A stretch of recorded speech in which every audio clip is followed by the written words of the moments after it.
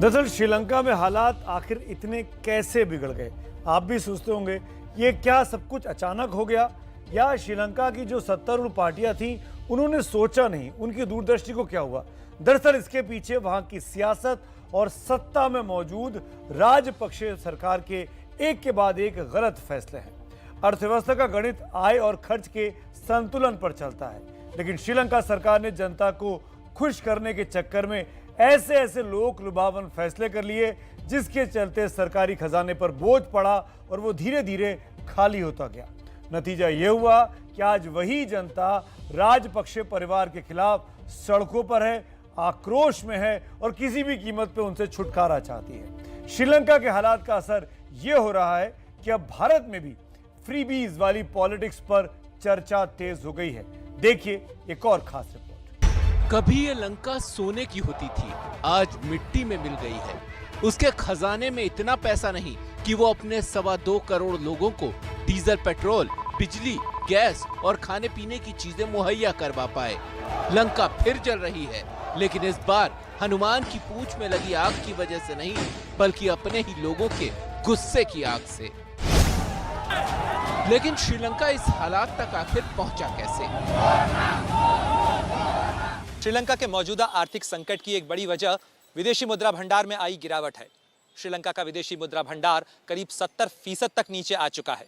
श्रीलंका के पास करीब 2.31 अरब डॉलर है, जिसमें से विदेशी मुद्रा के तौर पर केवल 17,500 करोड़ रुपए बचे हैं। श्रीलंका कच्चे तेल से लेकर जरूरी सामान के आयात पर करीब 91,000 करोड़ रुपए खर्च करता है। यानी श्रीलंका के हालात फिलहाल उस मुहावरे से नजर आते हैं जिसमें आमदनी 98 और खर्चा रुपया है।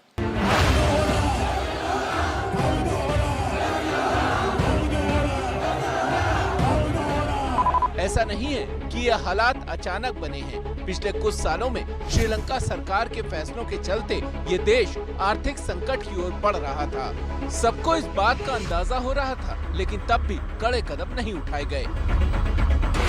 श्रीलंका में आर्थिक गिरावट का सिलसिला शुरू हुआ तब जब सरकार ने नवंबर 2019 में वैल्यू एडेड टैक्स को 15% से घटाकर 8% कर दिया। इस फैसले से जनता की तो लॉटरी लग गई, लेकिन सरकार का खजाना खाली हो गया। राजापक्षे सरकार को इस बात की उम्मीद थी कि सियासी तौर पर लिए गए इस फैसले से जनता खुश हो जाएगी और खजाने पर जो बोझ पड़ने वाला था उसकी भरपाई पर्यटन से होने वाली कमाई से कर दी जाएगी। लेकिन कोरोना ने इस पूरी पॉलिसी को फेल करके रख दिया। इसके बाद रिजर्व बैंक ने नोटों की छपाई को और बढ़ा दिया, लेकिन ये योजना भी पूरी तरह से ठप हो गई। रुपए की कीमत गिरती गई और सरकार को कर्ज चुकाने के लिए रिजर्व कोटे का इस्तेमाल करना पड़ा। श्रीलंका पर 51 अरब डॉलर का कर्ज है। इसमें चीन, जापान, भारत जैसे देशों और IMF और एशियन डेवलपमेंट बैंक जैसे संस्थानों का लोन है। अप्रैल 2021 में श्रीलंका पर 35 बिलियन डॉलर का लोन था, लेकिन अर्थव्यवस्था में गिरावट के बावजूद श्रीलंका कर्ज चढ़ाता गया। एक तरफ कर्ज और दूसरी तरफ अर्थव्यवस्था सुधारने के लिए नए प्रयोग। कोरोना ने टूरिज्म को चौपट किया तो ऑर्गेनिक खेती ने फसल से मिलने वाली कमाई को। नतीजा सामने है। श्रीलंका सरकार की नीतियों का अंजाम ये हुआ कि आज देश दाने दाने को मोहताज हो चुका है। श्रीलंका को देखकर अब पड़ोसी मुल्क भारत में भी इस तरह की योजनाओं को लेकर मंथन शुरू हो गया है। प्रधानमंत्री के साथ मुलाकात में ब्यूरोक्रेट्स ने राज्यों की लोक लुभावन योजनाओं पर चिंता जताई है।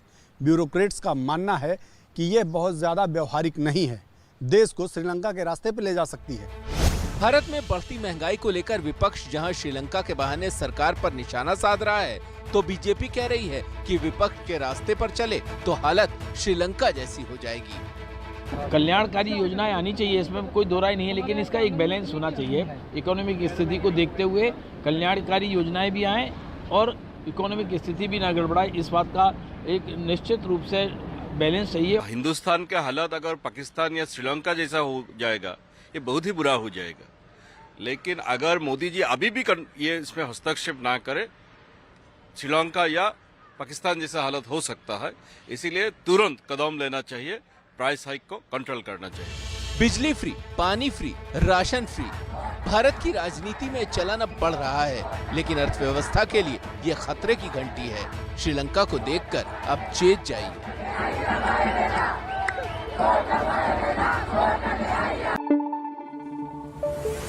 Thank you.